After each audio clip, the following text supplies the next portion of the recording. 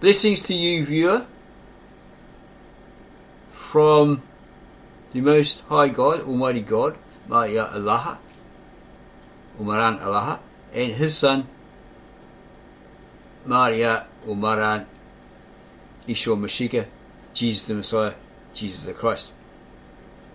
We decided to skip temporarily Revelations 4 to 16 and concentrate on, or focus on explaining Revelation chapter 17 because of the current events happening with the US, Iran, Russia and so forth, which has possibly got a lot of people worried, in fear. They're scared. Is this the end?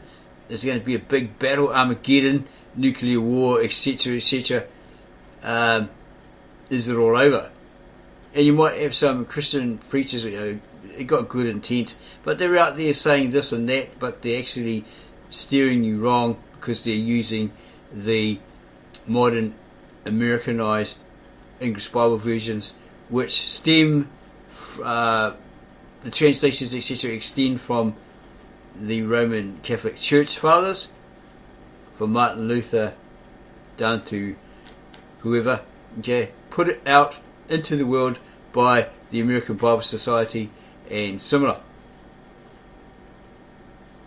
So we are looking at Revelation chapter 17 from the original ancient, very old Galilean Aramaic.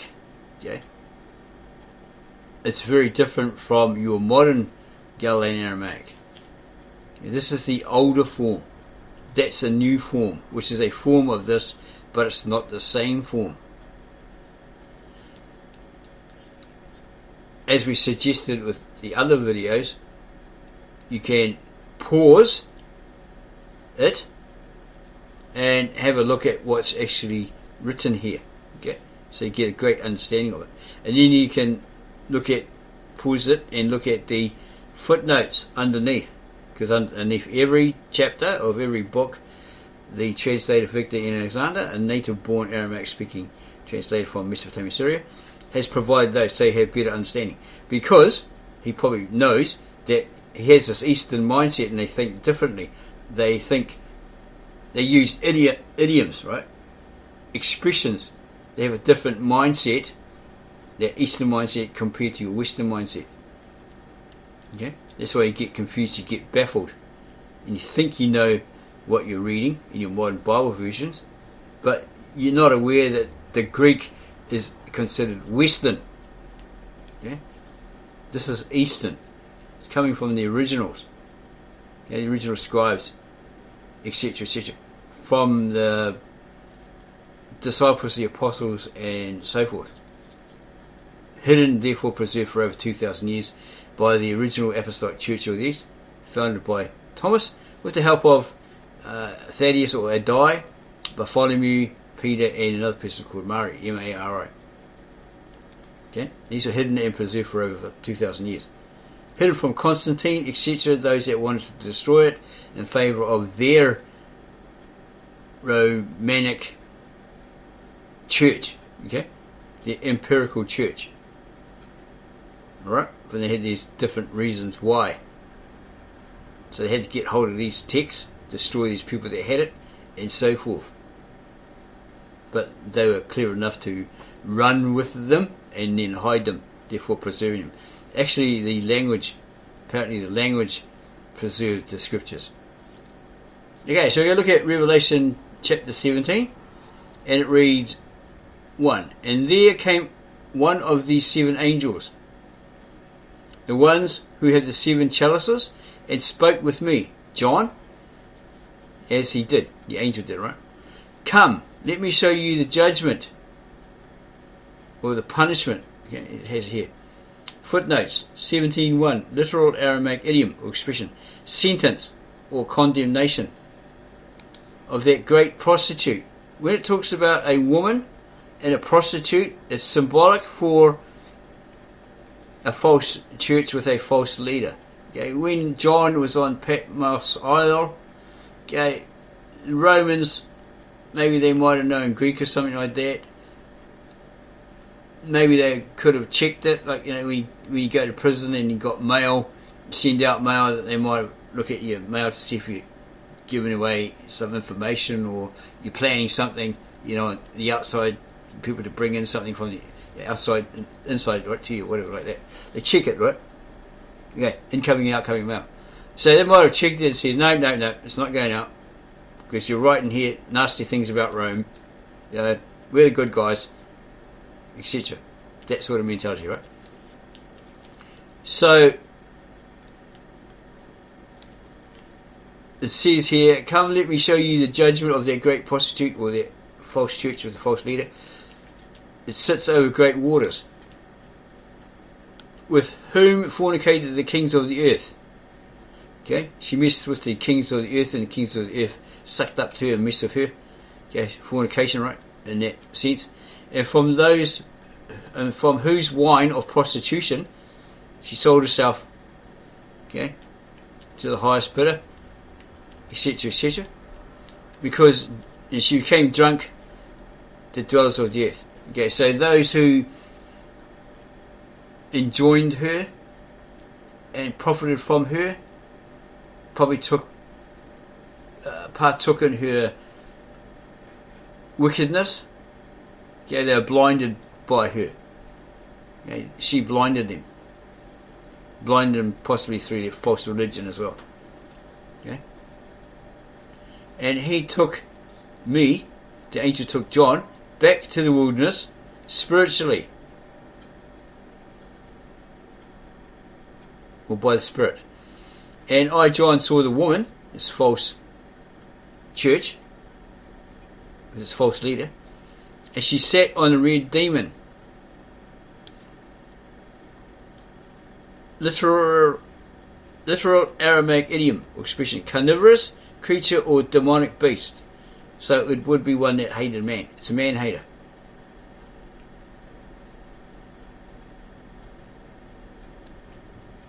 That was full of blasphemies. Okay, it talked a whole lot of nonsense against God, Allah or God, or Yeshua Mashiach, or Jesus the Christ, Jesus the Messiah, and all heavenly hosts, the angels, etc. Right? Possibly saying we are gods, we are of the gods, we are the media between God and man. All that blasphemous nonsense. That has 7 heads and 10 horns. At first we thought it was part of her, okay? But maybe not, as we'll reveal soon. And that woman was dressed in purple and scarlet and adorned. Okay, so she's almost like royalty. She sits a queen, thinks she's royalty, or appears to be royalty. And scarlet, but that's like a colour that's like of a tainted woman, right? Remember the movie Scarlet Letter, starring Winona Ryder, and she was in that sort of like Amish or that religious community, and she had a thing for what was that guy's name? He was on Last of the Mohicans. Daniel, I've forgotten his name. Yeah, and she wanted him, but he was married. So yeah, it was when the that guy was going around, like, he was commissioned to go and find anybody that was a witch, accused of being a witch and all that, or a warlock or whatever, and then put them to death. Okay, so that was those kind of people. They received a letter, okay, printed on their, or put on their clothing, okay, yeah, to show that they were tainted or something like that. Okay, so she's dressed in purple and scarlet and adorned with gold, precious stones and pearls, who has a golden cup in her hand, which is filled with the filth and uncleanliness of her prostitution on earth. She sold herself to all the kings, queens of the world, these empires, and became rich and had filthy practices, false religion, etc., etc. Okay, all those nasty things. And that woman was just the purple, we already read that. And between her eyes, the disposition that is written, Babylon the Great, mother of prostitution and earthly satisfactions. So she's got this title on her head, right, of what she really is, and she's the mother. She's the harlot of all these prostitutions and earthly satisfactions, these lusts that she has, right? Okay, of her selling herself out to kings and queens or whatever, and they doing the same. And I, John, saw the woman, this false church, right, that was drunk with the blood of the saints and the witnesses of Joshua, or Jesus. And I was amazed and saw the great wonder. You know, how could she be so powerful? How could she do this and do that? He's seeing all that in his vision. Okay, so it's responsible for the death of those who believed in the Christ over the centuries. Okay, she put them to death, so their blood is on her hands.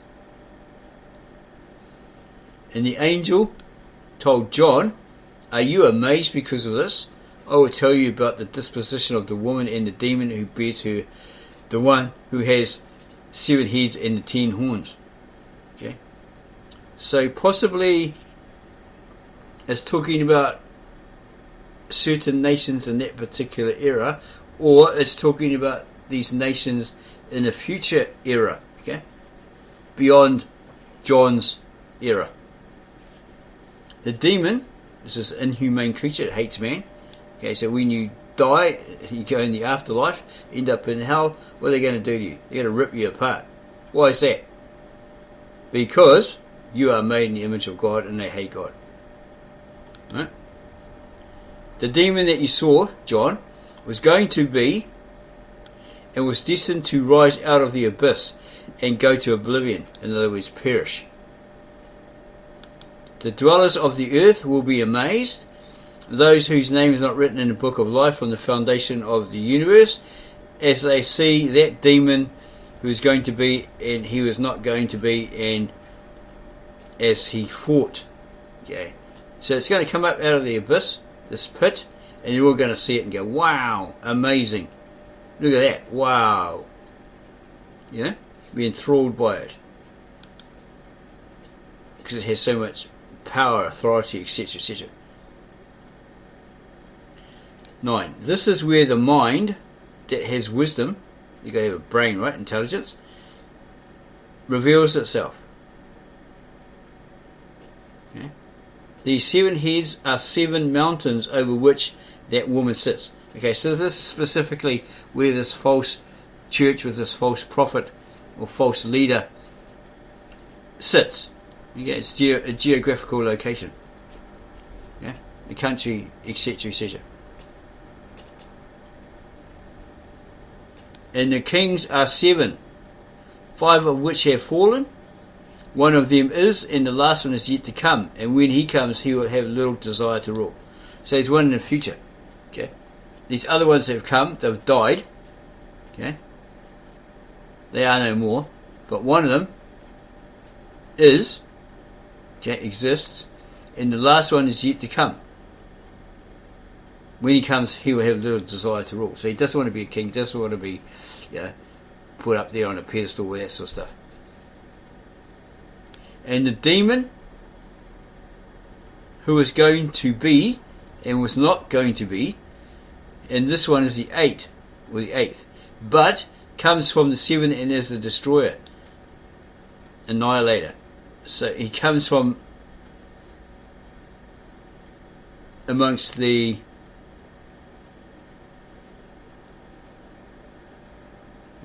unhighlight that. Okay, and the demon who was going to be and was not going to be, and this one is the 8, but comes from the 7 and a destroyer. Okay, so it's like he's emerged from those previous 7 that have gone, that have died. Yeah, it could be talking about actual physical human beings that came before in history, historical, or it could be other demons. Okay, but he's a greater demon. He's an annihilator. He's a destroyer. And the 10 horns that you saw, John, are 10 kings. Those people who have not yet been crowned, except authority as kings is given to them for 1 hour with that demon or that inhumane creature. So let's have a look at 17:12. Okay, it's an oblivinator. Okay, these are human beings. 17:12, literal Aramaic idiom, human beings. Okay, these peoples that are going to be given this authority but don't want to, you know, this one doesn't want to rule as king. Okay, and they haven't yet been set up as kings. Okay, so it says here, placed or set up, literal Aramaic idiom, set. Okay, and who is it referring to? We thought that this, with the 10 horns, etc., was actually part of this false church or religion, and that false leader leading it, right? Okay, but it actually appears to be somebody else completely different. Okay, it's not of her, they're outsiders.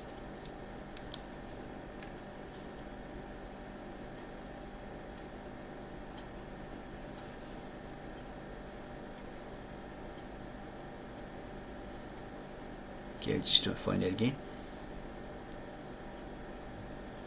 Where were we? Okay. Review later. Okay, here we go. So that's 1712. Okay, and it says here, it's revealing, the translator's revealing, Victor and Alexander, this is like translated and then printed and published as the Aramaic New Testament, Aramaic Disciples New Testament, around 2015. So this particular 10 horn mentioned is the Soviet Union and its satellite states. Around about that time they were referred to as the Soviet Union, and they had satellite states, but they've lost quite a lot after that. So this name Soviet Union, it collapsed, we believe, right? So they renamed it maybe something like the United Russian Republic or something like that, right? Okay, and it's trying to get back at satellite states like Ukraine, etc., probably to fulfill this prophecy of them coming to power and doing the following that we just give you in a minute. Okay.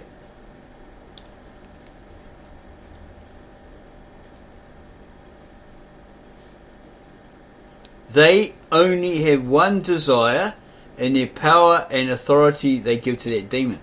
Okay, so they're susceptible to this demonic force.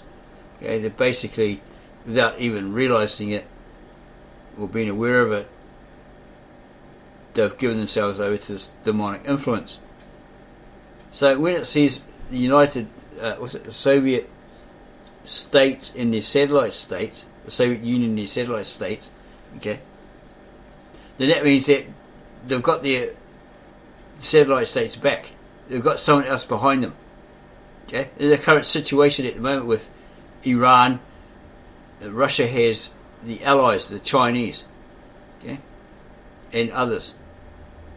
And Trump's doing these deals. He's trying to open that Hormuz or something, Hormuz. Okay, for this oil to come out, these ships to be able to go in there and get this oil, etc., etc., like that. But he's trying to make plans with Putin, apparently, a phone call, and he said, okay, we'll pull out of the Ukraine. Everyone that's got a uniform is out of there. Okay, it's yours, but it's not enough, according to Putin. Okay, he's not satisfied with that, and he's got these other ideas and all this sort of stuff.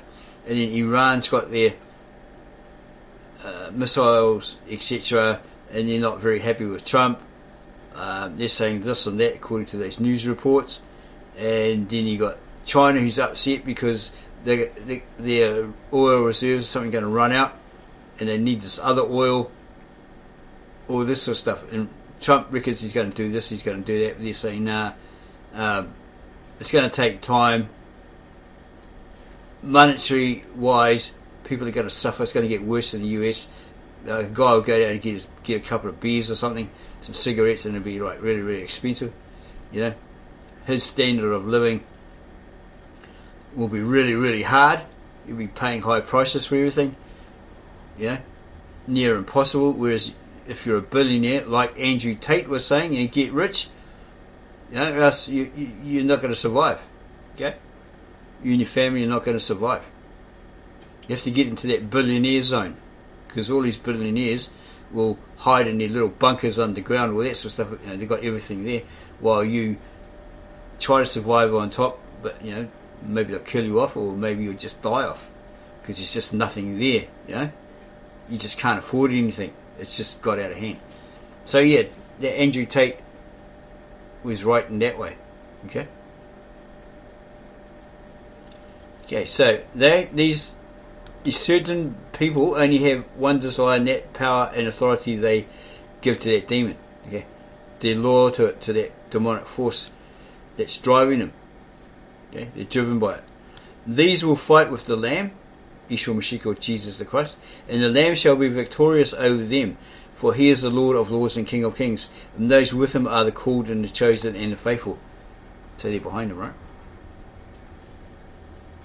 And he, the angel, told me, John, the waters that you saw with that prostitute or that false church with the false prophet, that false empire, right, etc., they are the nations and peoples and motherlands and tongues. So there's a gathering of them, mixture, right? Because way back in ancient days, they were powerful, they were mighty. The army, right, marched across different lands, 2-year campaigns, got there, invaded, pillaged, and put all to the sword and took all their belongings or whatever. So these people end up with nothing, so they had to become dependent on this mighty empire. So they come begging, please, we've got nothing. They said, okay, we'll give you a bit of mercy there, the ruler of the day. You become citizens. Here's a certificate to prove that you're a citizen or commission, whatever, okay, that you need to present if confronted, and be good, behave, and pledge allegiance to the ruler, and also to the leader of this church, this empirical church, and this pagan mixed, Christian pagan mixed church. Pledge your allegiance, your loyalty. So they did, right? And you have to go around and worship the image of, honour the image of this particular king, or else you're in trouble. You get punished. Oh yeah, we'll do with that. Because these people want to survive, right? So you've got many people that were invaded coming in there and becoming citizens, okay, becoming part of it, just to survive.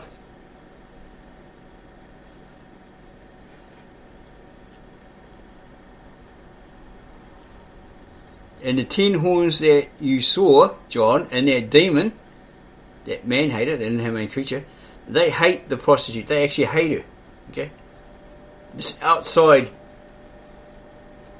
peoples, this other nation, really hates her.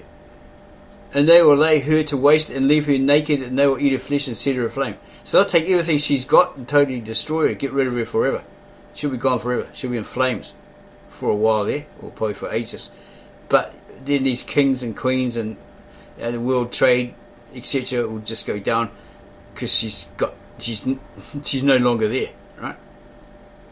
Their source is no longer there.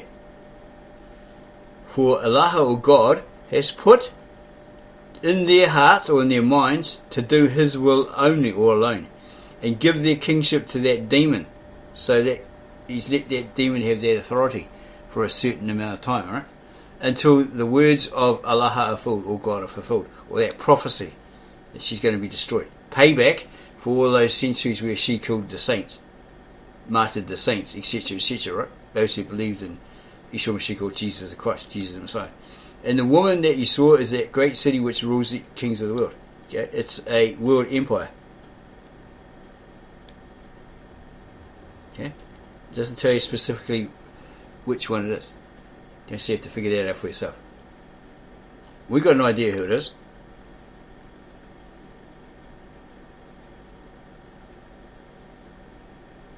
Okay? It's got authority over everybody else. Kings, queens, peoples just pledging allegiance to it, loyalty to it, through their religion, through their false religion, their false leader. Okay? Or their false prophet. And no, it's not Muhammad. We don't believe it's Muhammad.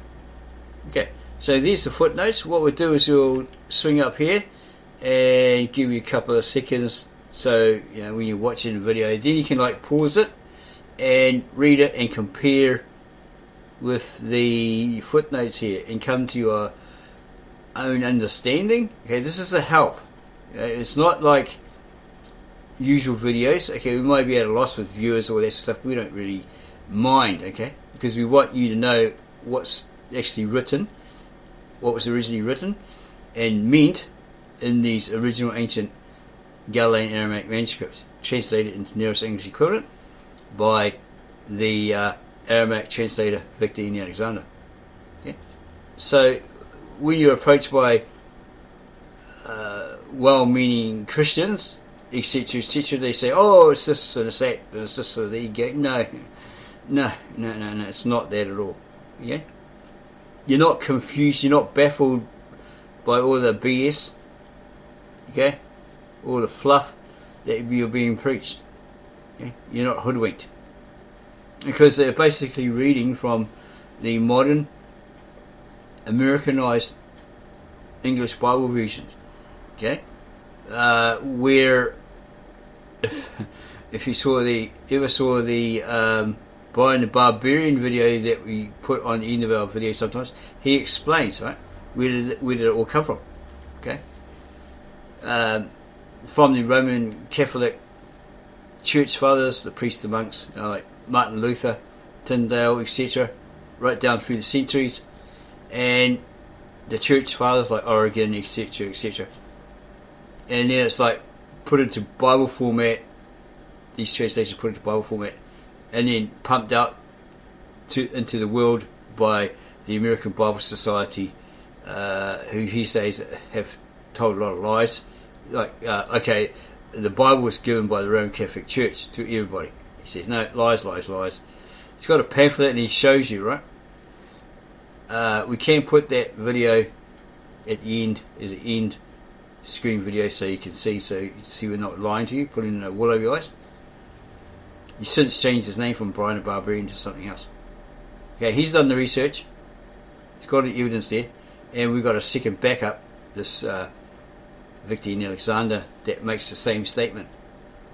Okay, in his translation project, which this is part of, which was pulled down or taken down, and we found a way to revive it, and that's what we're bringing to you.